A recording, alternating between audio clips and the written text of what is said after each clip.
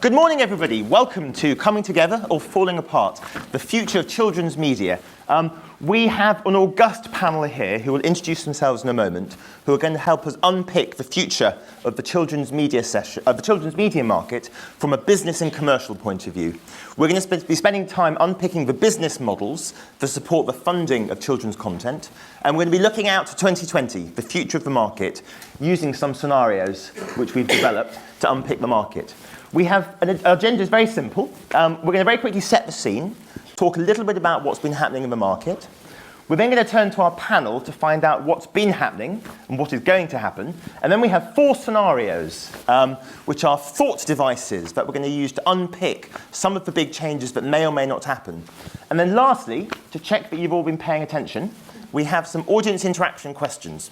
We're going to be asking you to vote on whether or not certain things will or won't happen, and then the panel are going to tell us whether you're right or not, which will be interesting for all, I'm sure. A very brief word on who I am. I'm one of the directors and co-founders at a research and strategy consultancy called MTM. We spend our time helping people navigate the digital future and developing their business models, essentially to make sure they can remain viable as businesses that can fund content. We'll be drawing on lots of our research in the market. You'll see some quotes coming up in a moment, which have come from one of our many research programs looking at the way different industry participants are dealing with the future. Our panel, I think many of you will know them already. They'll introduce themselves in a minute. We've tried to pick a panel with a really diverse range of perspectives. We've got new businesses, old businesses, big ones, small ones, women and a man. Morning. So we've ticked all the diversity boxes, I'm hoping. But we will see. The picture at the bottom, by the way, is actually Kate. We couldn't find a proper one. So, what's been happening? Let's just set the scene. I think the first part of this story is really well known. Summarising brutally, for a long time, not much happened. And then the internet took place. And now suddenly, if you walk into a child's bedroom, there's enormous competition for time. TV still, according to the latest research, is very much top dog. But that's not where the growth is. TV is pretty mature. The growth is on tablets, mobiles, it's in gaming, it's in online video. And that ultimately is going to change the way the market operates. It's already changing the way the market operates. From a business point of view, the big hits, the big franchises are probably more powerful than they've ever been. But they're under pressure. There's been a huge flowering of tiny little businesses bringing lots of new little bits of content into market. There's far more choice and competition out there for consumer spending, for consumer time, for consumer attention. At the top end of the market, whenever we talk to companies in the children's market, the holy grail is still very much toys, games, merchandising, licensing. Long burn periods, 10 years to make a payback on content. At the other end of the market, very, very cheap ways to make content. Quick returns, it doesn't always last very long, but people are hanging in there trying to make that money. So what does that mean for the future of market? Well, lots of people think it means a more fragmented market. So one individual we spoke to commented, for example, the opportunities for brands created by small players are proliferating. There's more ways of getting content into the market than there ever have been. But it also means more consolidation. If you look at something like the TV market, there's almost no medium to large-sized independent producers left. Almost all the companies are part of larger groups. And that wave of consolidation is happening in other industries too. We've seen it in publishing most recently.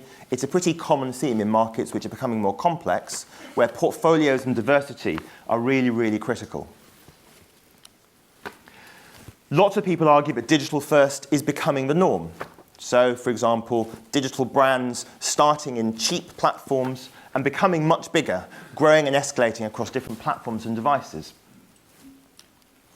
But at the same time, film and TV are still incredible battering rams. If you walk into a supermarket, you won't see many digital-first brands. You're still going to see the big film and TV franchises driving sales of consumer products. So there's a real competition going on between, at the top end, the big players, at the bottom end, a flowering of 1,000 small players. And lastly, many people comment on a much more international market. Today, almost no children's animation content, for example, gets made unless it can specifically work in multiple territories. People are making stuff to spread. Old cultural boundaries are becoming less relevant, And when we look at, for example, domestic public service broadcasting production in the UK, it's responded. There's a lot less of it now than there used to be. So what does that mean for the future of the market? Well, the good news is I'm not going to help you find out. That's what our panel are here for.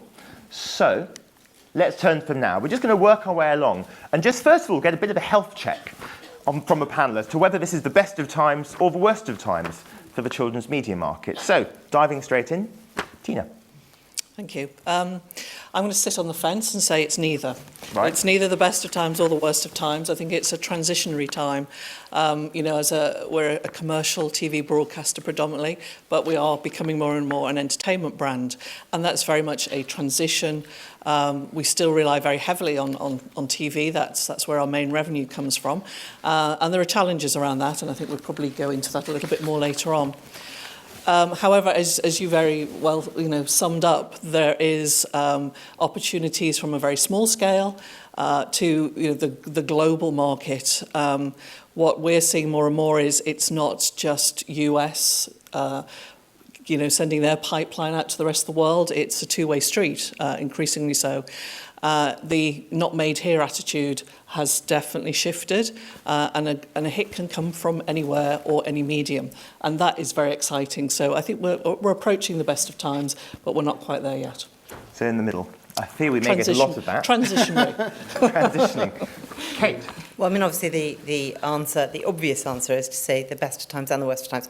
I suppose to dig into that a little bit, I think I'd say that in terms of content creation, it does feel quite like the best of times. In terms of lower barriers to entry, it does feel like the best of times. I think the challenges, the worst of times, is about consumer willingness to pay. It's, for me, very much about how you monetize that richness of content. So best of times in terms of content creation, and arguably worst of times in terms of consumer willingness to pay. Alice. All right then, I'll go worst of times. Now let's have a think about it. No, I'm going to say that just purely because I think the levers have changed. So 20 or 30 years ago, let's say, the reason you would make something would be simple, quite simple. Pick an age and one supplier, BBC, and you'd make it. And now you have to think about all the various segmented ages and suppliers and partners that you need, and the global thing, and the amount of competition that you're up against, and the budgets that you're up against. So this is your point about the consolidation. The budgets from the big players now are so extraordinary that for anyone to compete with that, you basically have to be a big player. And because now there are fewer big players than ever, that just inevitably means less variety, unless you go right down to all the tiny stuff. So it's a massive power curve. So I'm gonna go just to be annoying for worst of times. But that said, I'm a startup and I haven't had to ask permission, so also best of times. A bit of both. Rob. Morning, everyone. And actually, I'll just pick up from where Alice left off there. So I'm at the other extreme. I'm not a startup. Egmont is a big business, international business, but it still feels a little bit of both, tough and also very exciting. On the tough side, it's of course we're threatened in our traditional channels, our routes to market, and life cycles seem to get ever shorter. So the time that you have to make your business and to make your money gets very, very condensed. But on the other hand, it feels as though there has just simply never been a better time in terms of the amount of content and rights out there to go for. It's just a never-ending stream, and I feel that the quality is as high as it has ever been. And of course, you can quickly get to mass audiences. That's something that we've never really had before. And of course, it's been a feature of our market over the last few years. It's not easy. It takes time, and you have to try and fail a great deal. But nonetheless, it is very exciting and definitely gets the heart rate going. Right, pulse check complete. Let's try and unpick a little bit where we are today before we get to our scenarios. So let's start with the bad news, first of all. Where are the biggest problems from a business point of view in the children's market? Tina, do you want to dive in? Sure. Who's struggling? Well, from our perspective as a commercial broadcaster, advertising is very challenged right now. Kids Right. are watching less linear TV. They are still sampling content, but it's across a proliferation of platforms. And for us, that challenge is that that's not measured. So Right. we can't monetize it. So really a big priority, and we're working with Bob and the rest of the market on a hybrid measurement system, and that frankly can't come quickly enough for us. But then there are opportunities around ad-funded programming. Right. Recently, we've done, well, actually the third year, we've got a relationship with Britvic Fruit Shoot, which is providing a real 360 project on the ground, on air, online. So that's one sort of alternative we've found. It's obviously not, it's sort of the exception rather than the rule at the moment, but it is trying to find different ways to fund. We're also, looking at doing not just the big global SpongeBob type shows. We've got an animated shorts project going on. So it's trying to find cheaper ways of delivering quality content. So the problem. So one of the areas of difficulty is the traditional spot TV ad market. Yeah. Which is just not really funding children's content. Well, it still in the is. I same way. mean, it's still the Important, but less biggest so. part of our revenue for sure. But kids are watching less. TV. Anybody can see the viewing figures are down quite considerably. Right. So that's going to be a challenge. And Rob, from your point of view? Yeah, from our point of view, it's that we make the vast majority of our money from our traditional routes to market and our traditional products. So printed books and magazines via retailers, whether digital retailers or bricks and mortar. Actually making money from other forms is extremely difficult, whether they be apps or online communities or whatever it may be. So on one hand, you've got these kind of big consolidation pieces going on. We're trying to get bigger in order to be more efficient, and really keeping it tight. Whereas on the other hand, you've got a lot of opportunities in this digital space. But it's how much do you put in? How much do you risk? Because it's not easy to get the money out. Money is fairly small. Sorry, the cliche that lots of companies point at is analog pounds, digital pennies. Is that your experience? That's our experience, definitely. But it can be a lot of pence, by the way. It can be a lot of pennies. Yes, Right. over time. Almost pounds, but Yes. not quite. Kaynas, I'm guessing you may have a slightly different perspective. From where you sit, where do you see the problems? Who's struggling? I mean, Nosy Crow is very much about reading, and I guess one challenge would be around pressure on reading time and just reading as an engaging activity for children. And I suppose that's driven us to spend part of our time trying to make sure that reading is not the most boring thing you could do on a touch screen, and develop a set of reading apps that are genuinely engaging. For us, though, I would have to say we are far from released, if that would be the word, from print publishing, and we produce print and ebooks too. And from our perspective, that bricks and mortar bookshop opportunity, and I know this is very specific to the publishing industry, is a real challenge for us, because the truth is that even though the children's print business is pretty healthy, a bookshop cannot live by children's books alone. And as we see a drift of adult reading towards e-devices, and indeed pressure on adult reading time, I'm concerned about the health of bricks and mortar bookshops. And from our perspective, that's a challenge around discovery, because Right. still for children's reading material, the way that people find that stuff is by going into a shop. And online browsing has not replaced that physical, I'm in there, my child wants this one experience. Right. Alice? I'm going to go for maybe, I don't know if this is a surprise, but mobile games for kids Right. are, quote unquote, somebody very well known who might have done a keynote last night, a kill box.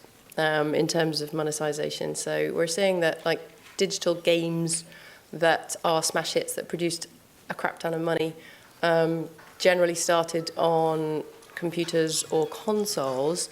If they're ported to or start in app app stores, maybe not so much. There's a real pressure in the ecosystem of the app stores that means that basically kids can't pay because they don't have a credit card, and adults are like, oh, what a load of crap. What's all of this stuff? No, you're not buying that.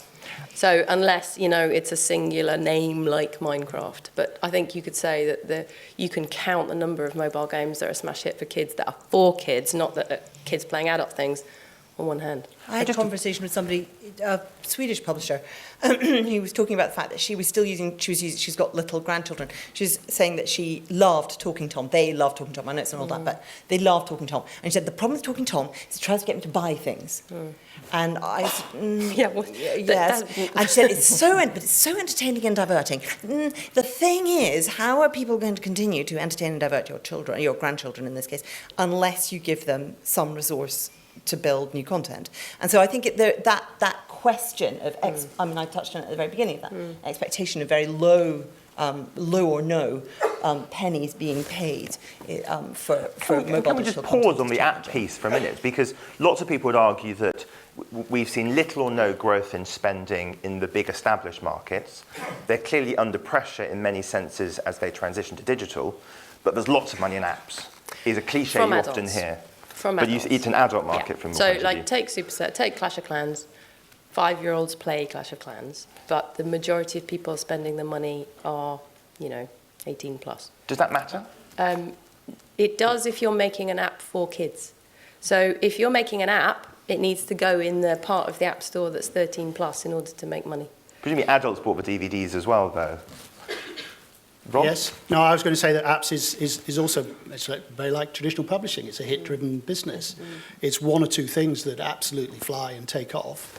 And then there's an extremely long tail. I mean, a massive long tail. I mean, Tokaboc is a good example, I think, of people who've done well in the App Store for kids. But if you compare Tokaboc's success with Supercell's success, it's an order of magnitude tiny compared to Supercell. So it's not to say you can't have a hit, but then Tokaboc is one of the one that you can count on your one hand.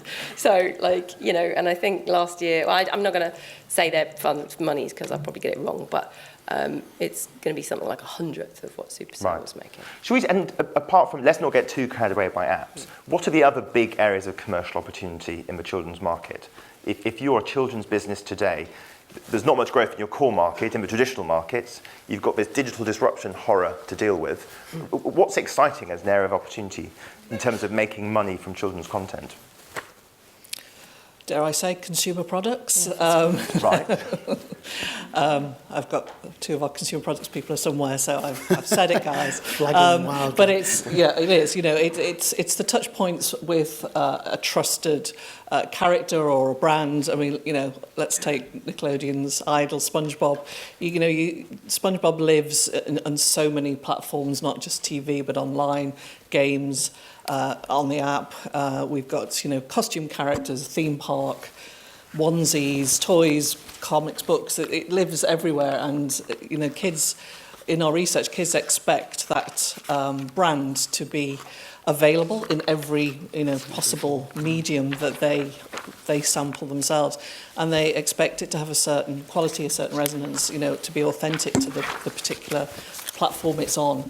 And that's really where we are seeing. And this is this is mainly big established franchises. It's the snowball effect. It's the snowball effect. I mean, once you get to a certain size and you've had a certain amount of marketing put behind the name on whatever platform it is, then translating it to another format, whether that's a game, a toy, whatever, is much cheaper than starting from scratch. So it's just going to get faster and quicker for any brands that get past a certain point. But the exciting thing is that pretty well anyone can get in the game now. It's not as it was previously. It was closed out. You had to have the routes to the consumer. Now anyone can get into that market.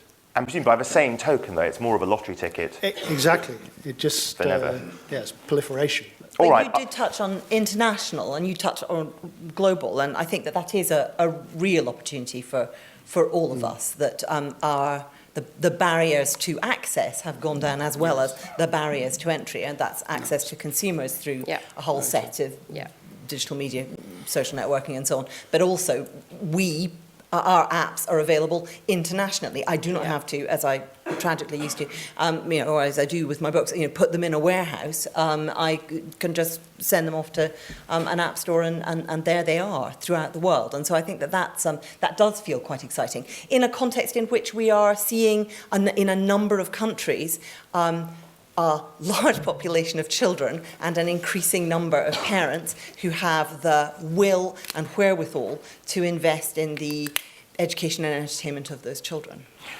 I think we've well and truly set the scene. So I think it's time for us to dive into our scenarios. Right.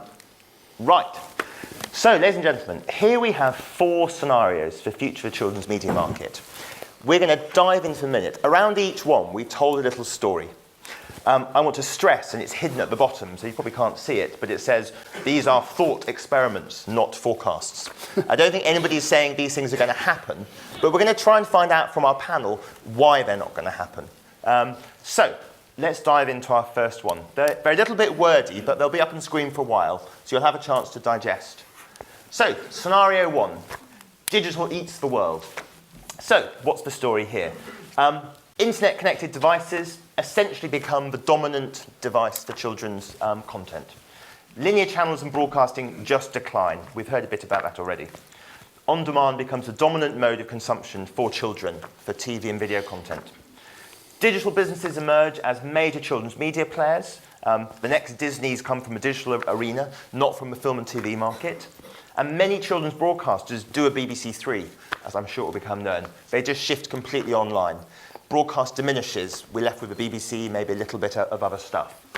Digital rules. Alice, why is this not going to happen? No, it's totally going to happen. It is What are you gonna talking about? Pick the wrong one. It's happening. It is happening. It's happened. You It's think happened. this is the future? Yeah, totally. But I think So maybe we should start a different angle. Tina, why is this not going to happen? Well, it is going to happen. It is happening to a degree, though. Let's quantify that. I'd like to thank our panel.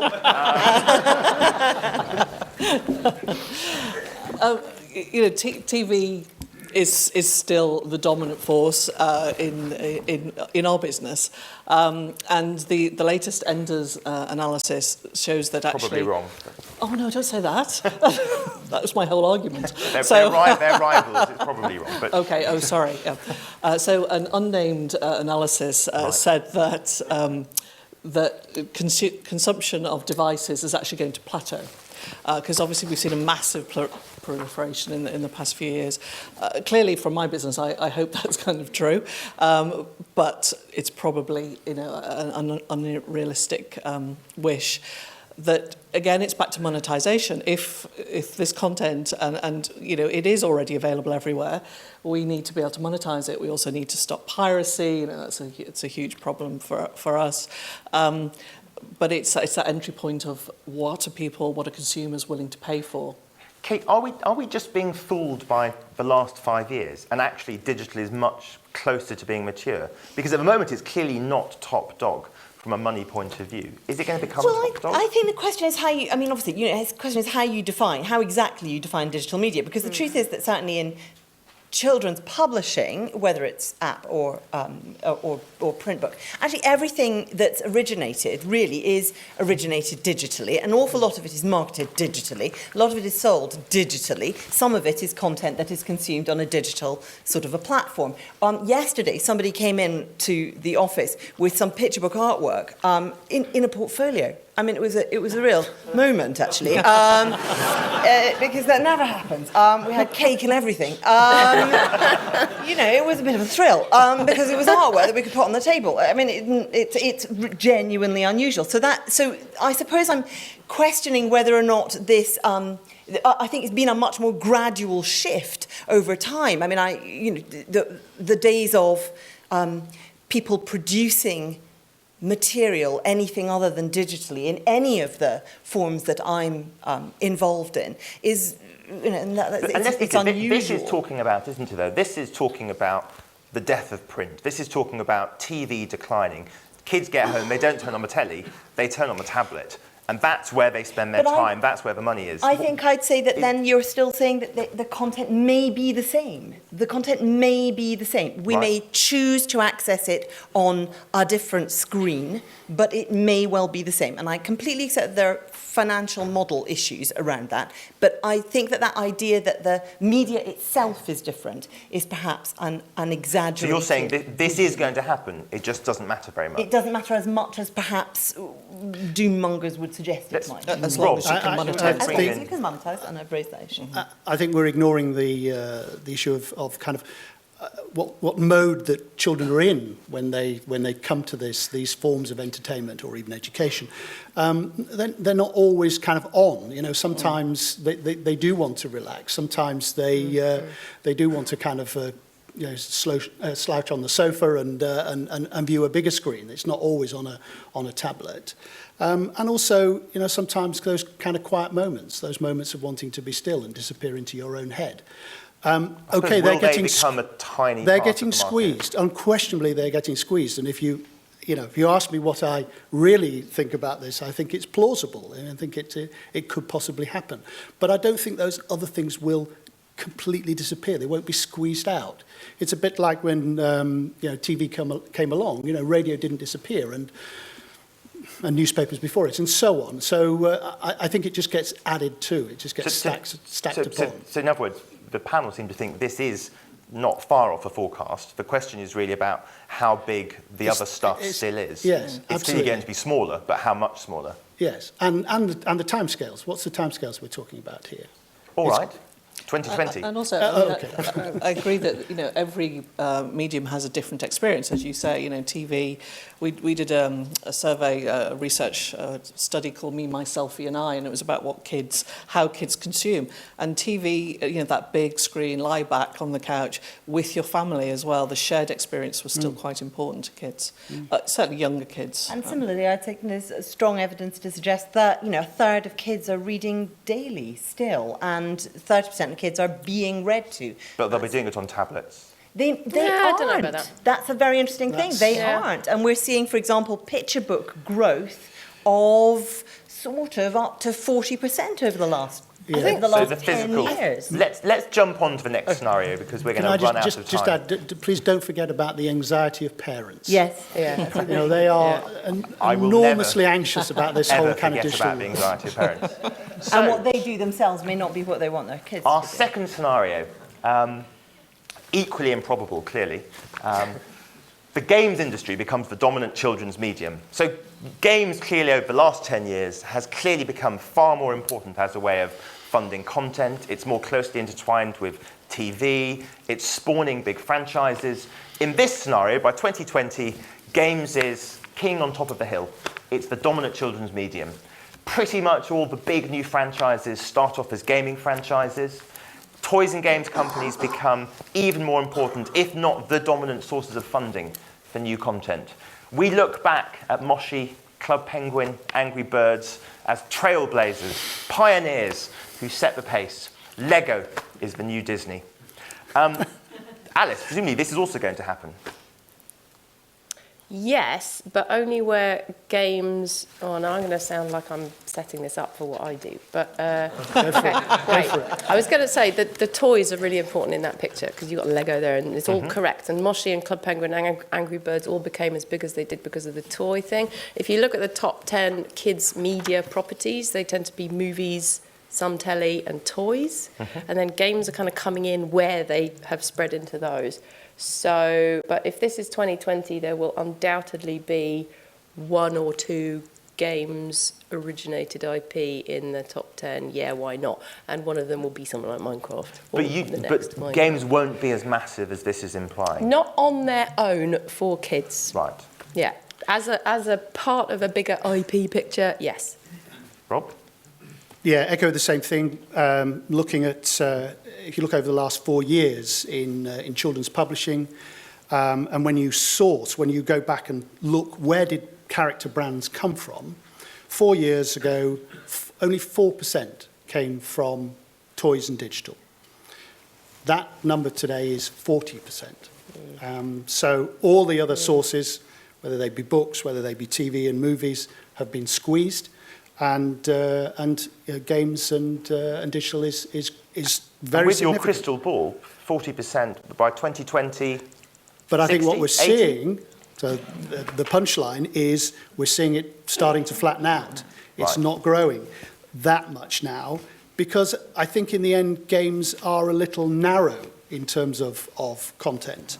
I'm reminded, some of you in the audience might remember Pokemon, and Pokemon exploded in a massive way in lots of different forms, and eventually made it to a movie.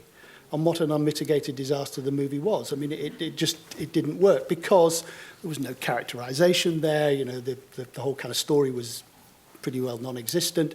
It just couldn't stand it up.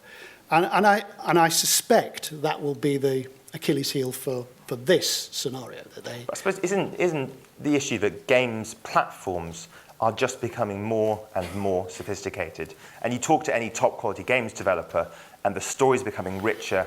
The characters around them are becoming better articulated and described. Surely games has the potential to be up there with TV and film? I think they can coexist, for sure. I don't think it's going to dominate necessarily, but there are definite, there are some successful, obviously, transitions. Animated series that we've got on Nickelodeon at the moment, Raving Rabbids, came from a Ubisoft game. I know that's done really well. So I think it doesn't really matter where it comes from. I think if it's a great IP, it's going to work across every platform. And I don't think Lego will be the new Disney necessarily, because Lego, although it has had success with some of its own brands, really its massive success has been from existing IP. Right. In terms of looking at games purely, I mean, obviously games are not immune from the kinds of pressures that we've been talking about on other media, I think is the first thing to say. I mean, it's as challenging to monetize games as anything else.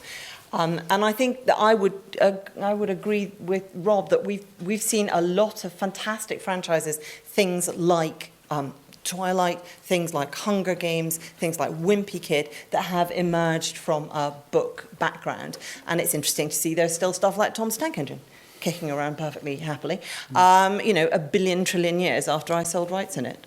Thank you, Kate. Kind of when I was engaged in that business a long time ago. And are you broadly on the same page that games have intrinsic limitations that will prevent them becoming dominant in the way this scenario is implying?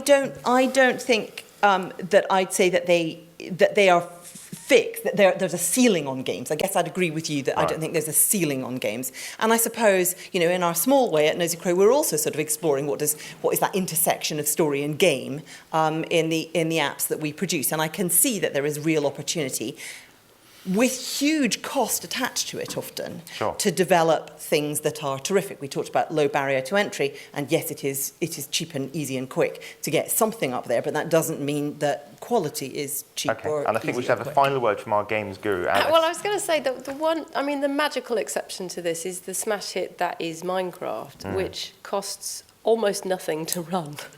And it's making their money faster than they can wash themselves with it. And they don't even want to spread it out particularly to other forms. And I would be surprised if there is a child in this country and most others that doesn't play Minecraft. Where did that come from? So that's the one that breaks the rules. So I think the thing about games is there is an opportunity still in there to break the rules that doesn't exist through film, through telly, or through toys, probably not sure.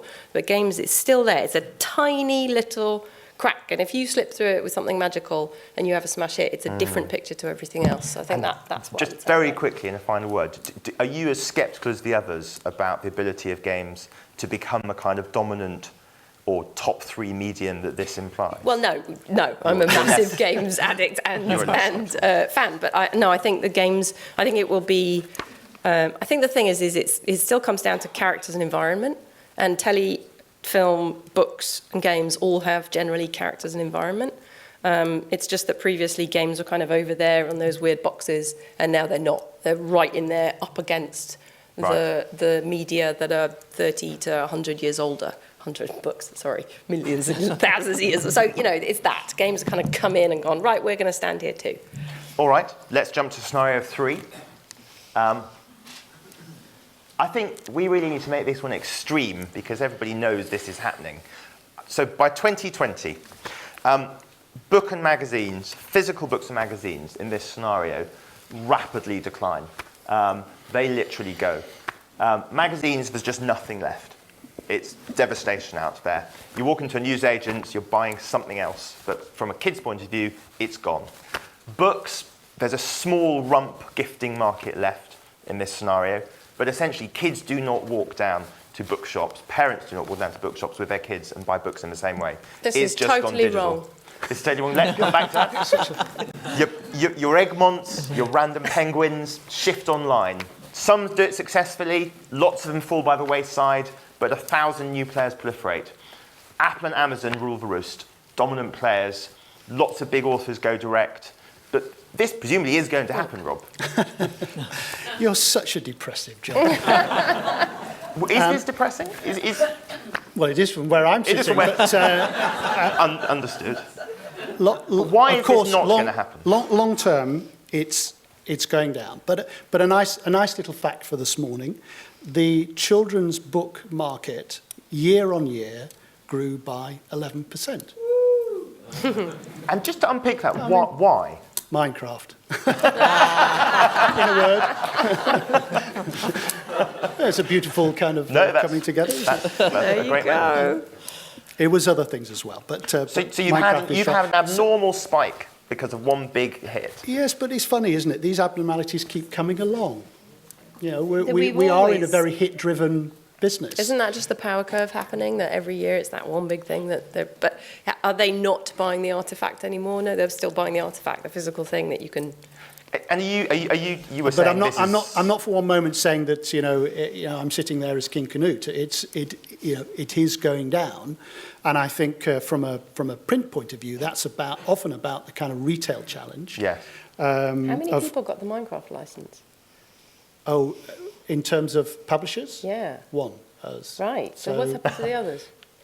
What the We other grew licenses? 125% in the UK Oh, well, last year. It's actually true in terms of TCM figures. There you go. So can you explain? So we're saying that even by 2020, there's still going to be a large physical rump, if I can call it that, of book sales happening. So first of all, right now, there is no e-reading alternative. Right. There's nothing that's really taken off. E-books for children, apps for children, it's there, it's growing, but it is still small. We're talking about 2 or 3%. So now, I think that will grow. But what's interesting that we observe is that for children, often when they are first exposed to screens, normally now tablets, not specific e-readers, they don't view them as reading implements. Mm-hmm. They view them as gaming. Right. Games and telly. Or social media in various forms. So there isn't that kind of switch that's going on. Also, still, print, the physical paper, is often the child's first experience. And is there another scenario, which is even if the artefact has some appeal, Kate talked about the decline of the bookshop as a place to actually go and buy the books. Surely the decline could be very rapid over the next 5-6 years. We're seeing the growth of a lot more browsing online. I said it doesn't replace it, but it was interesting to see that saw it in a shop used to be the purchase prompt, and now there is a greater sense that saw it in a shop might mean saw it in an online shop. And you've obviously name checked Amazon in that scenario, and I do think that we're already in a situation where between I think 1 in 3 and 1 in 4 children's books. Print books that's bought is bought online, and so we've already moved to a situation where. Arguably, we are untethered from the dominance of bricks and mortar, or we're beginning to be. However, we are obviously then tethered to the dominance of Amazon, which is interesting. So I think there's a kind of an issue around that. I would say absolutely. I think this is. I would say this, wouldn't I? I think this is not going to happen. And I say this as somebody who is very comfortable creating digital reading experiences and also creating print reading experiences. And I suppose the experience of doing both of those has made me think very, very hard about what makes a good digital reading experience and what makes a good print reading experience. And I think that if you think about some of the things that have been quite niche sorts of hits, there's a book called Maps that some of you may have seen that was kicking around in bookshops around Christmas time. And that sold tremendously well, and that's very much sold on the physicality, the wrappability, you talked about gifting, the wrappability of the book. And book gifting is a really important aspect of what we do as publishers. And one of the things that challenges me is the challenge of digital gifting of any kind for children. How do grandparents give the thing? And I think that's where you talked about physical products, and being aware that the child is into a particular thing then means that you buy the Minecraft book, or you So buy boiling the it down Peppermint brutally, the enduring appeal of the physical artefact and the persistence of the high street infrastructure and Amazon sales will mean that physical and also survives. I think the other thing that you raised, and I think that's entirely right, Rob, is parental conservatism, particularly for littler children. That it's often the case that I encounter parents who are saying that they don't right now want their little child to have access to unlimited screen time. Well, books, certainly print, is perceived as very good for you. And reading is perceived as really, really good for you. Right. So thankfully, once again, we can blame the parents. Well, Right. thank them, even. Our final scenario, a cheery one. 1,000 flowers bloom. There's our 1,000 flowers. So in this scenario, costs of entry fall. We heard a bit about that. Content creation tools proliferate.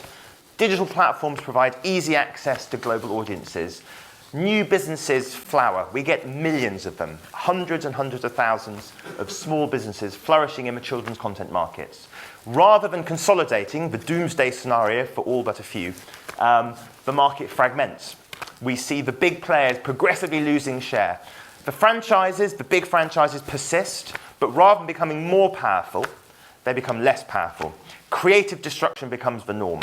Children flock to one thing, and then 12 months later, they're onto something else. New properties burst into life, but their life cycles are much shorter. So we have a far more sort of Schumpeterian market, if I can use that horrific phrase. Things flowering and dying much more quickly. Tina, presumably this is also going to happen.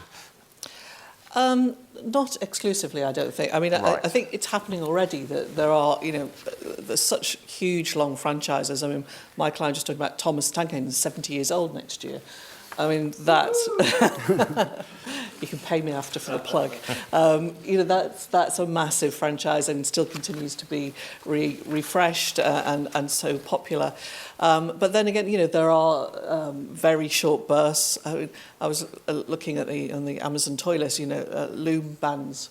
They're elastic bands, Yes. but they're massive. But how long is that going to last? But It'll be very why are quick. franchises going to persist in this? Why, when we have this flowering of creativity from thousands of companies, are they just not going to dwindle? Because they're quality. They have the inertia. storylines, They have Inertia, inertia. nostalgia. They have Right. inertia. Inertia, nostalgia, massive marketing. Yeah. Some of them. I think we should Consistently massive. consistently massive marketing. I think it's So Year how in, year big a out. share do we think they can hang on to? Will it be bigger or smaller than today? Rob? I think it will be smaller than it is today, but Right. my suspicion is it will still be the majority. I think they'll still have Right. the majority of the market.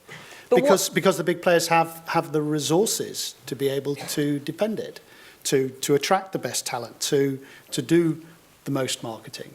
Right. So they can defend that position. And when you talk about big children's franchises, I mean, there are new big children's franchises happening all the time, and they become big children's franchises. They become part of our landscape. We've name-checked so many of them in the course of this And panel do we think the rate discussion. at which they're created will increase? Yes. So there will be more franchises being created more quickly. And will they decline more rapidly? I mean, it seems likely they will. Yes. Yes. But then the cyclical, they'll come back again. Right. I mean, Disney always talk about the 7-year cycle, don't they? Yeah. They bring everything back again.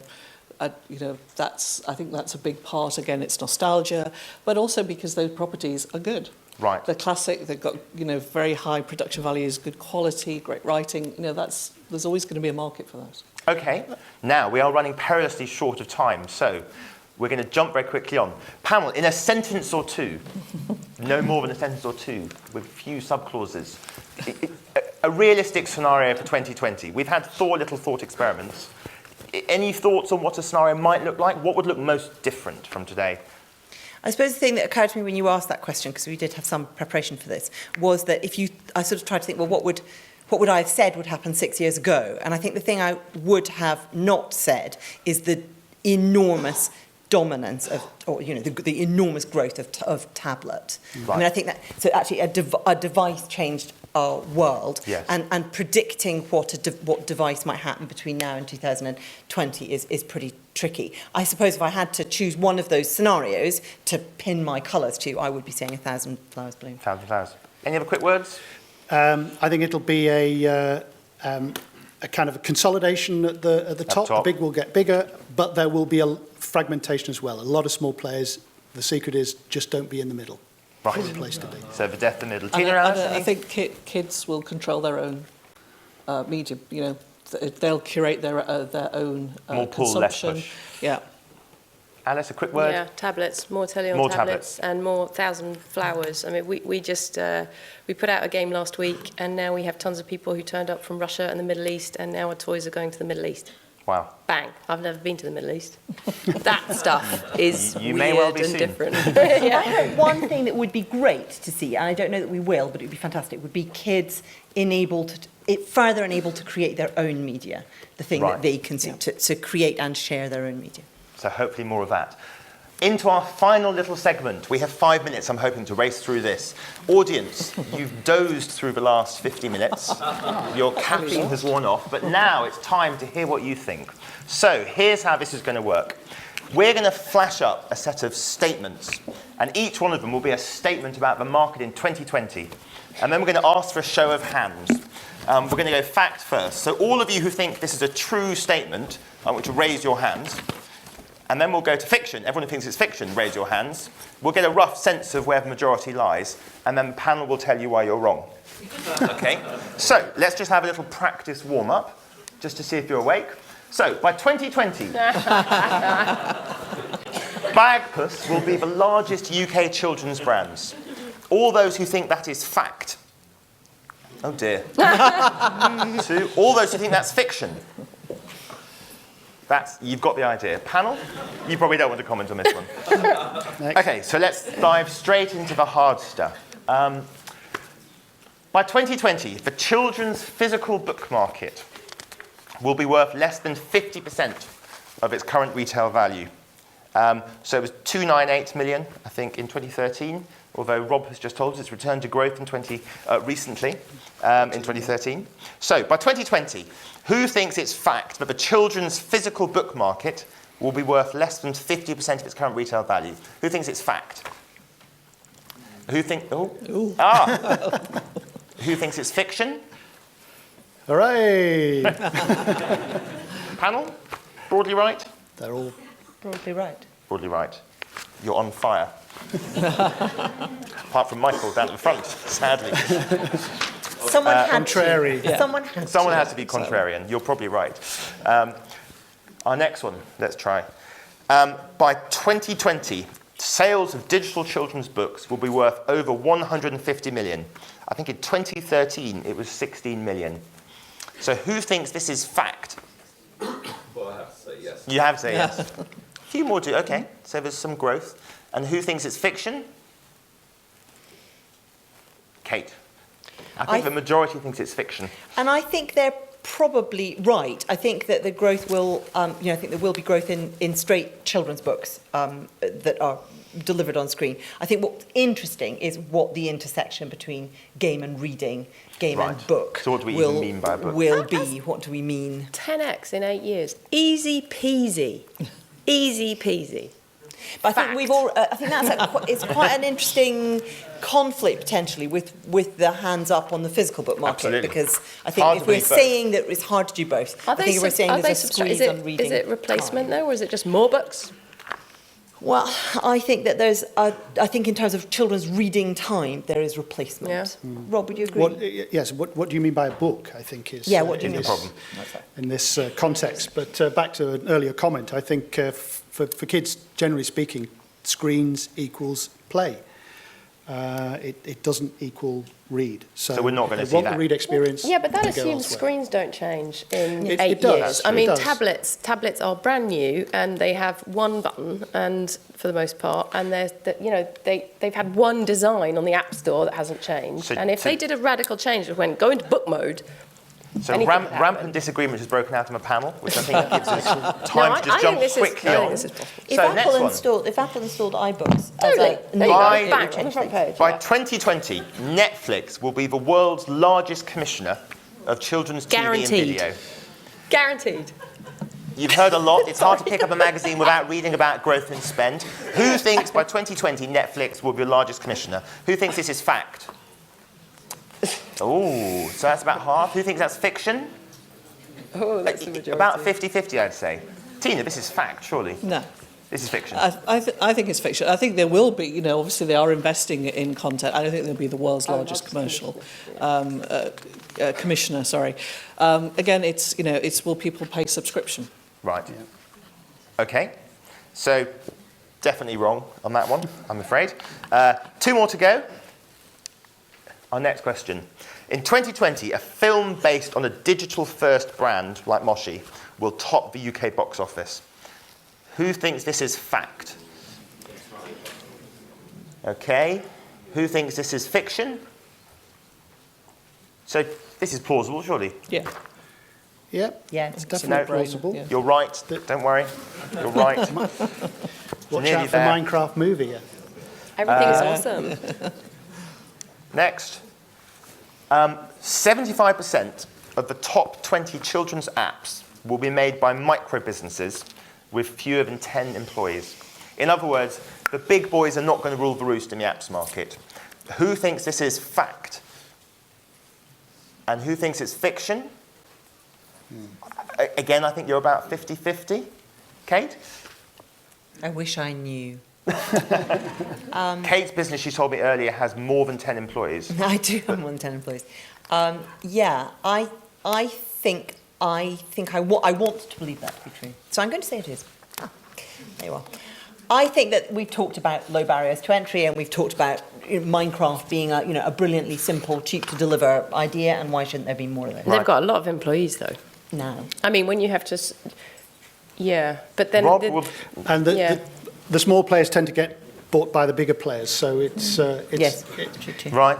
I'd say moves along. The tricky bit with this is not 20-25% we got here. not the content, because apps can be made by teams of that size. It's getting into the top 10, Is the hard bit. right? Because you're up against the Marketing. people paying to be there. Yeah, marketing it, yeah. Exactly. Yeah. So, one example, casino, big fish, Right. whatever, spend 6 million a month to retain their position. Okay, So, we're going to race to our very final that's the question. problem. You're going to have to do it Yes. quickly, but it's a really easy one, so don't worry. By 2020, UK children will spend over 20 hours online each week. I think in 2012, it was 12 hours, up from 9.7. Who thinks this is fact by 2020, 20 hours? Everybody. Who thinks it's fiction? There's someone over there. They're almost certainly wrong. Panel, this must be right, surely. Yeah. No? Yes. True? Next year, I think it'll Next be. year, Yeah, I don't yeah. think it'll be 2020. You heard it here first. Ladies and gentlemen, I'm afraid we've run out of time. We've only really scratched the surface. I believe that almost all the panel will be upstairs having free coffee, hopefully with you, if you all flee that way now in an orderly fashion. Just a very quick word then to say thank you hugely to the panel for giving us their honest views.